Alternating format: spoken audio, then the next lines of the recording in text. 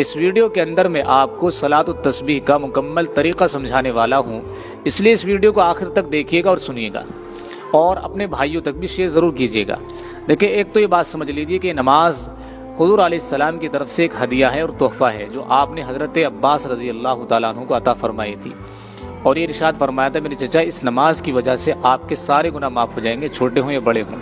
تو یہ نماز پڑھنے کا اہتمام ضرور کرنا چاہیے۔ اب چونکہ شب برات آ رہی ہے تو اس لیے اچھا موقع ہے کہ ایک مرتبہ تو کم سے کم پڑھ لی جائے پورے سال میں۔ تو اس کا بڑا آسان طریقہ ہے، 4 رکعت نماز ہی پڑھنی ہے۔ نیت اس کی یہی ہے کہ نیت کرتا ہوں 4 رکعت نماز نفل صلاۃ التسبیح واسطے اللہ تعالیٰ کے، اللہ اکبر، ٹھیک ہے۔ نیت باندھنے کے بعد آپ ثنا پڑھیں گے۔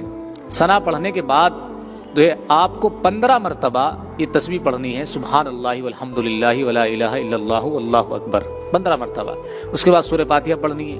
اس کے بعد آپ کو سورت ملانی ہے۔ سورت ملانے کے بعد آپ کو 10 مرتبہ پھر سے یہی تسبیح پڑھنی ہے، سبحان اللہ والحمد للہ، اور 10 مرتبہ پڑھنے کے بعد پھر آپ کو رکوع میں چلے جانا ہے۔ رکوع کی پہلے آپ تسبیح پڑھیں گے سبحان ربی العظیم 3 مرتبہ، اس کے بعد پھر 10 مرتبہ رکوع میں اس تسبیح کو پڑھیں گے، سبحان اللہ والحمد للہ، اور پھر رکوع سے اٹھنے کے بعد سمیع اللہ لمن حمدہ ربنا لک الحمد، اس کے بعد پھر 10 مرتبہ پڑھیں گے قومے میں، اور پھر اللہ اکبر کہتے ہوئے سجدے میں۔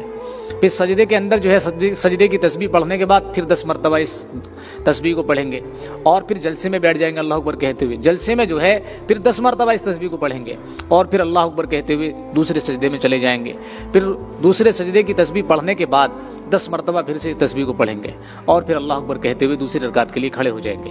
اسی طریقے سے آپ کو ساری 5 کی 4 رکعتیں پوری کرنی ہے۔ تو اس طریقے سے آپ کی ہر رکعت میں جو ہے یہ 75 مرتبہ تسبیح ہو جاتی ہے۔ تو 75 اگر 4 مرتبہ کریں تو یہ 300 مرتبہ ہو جاتی ہے 4 رکعت کے اندر۔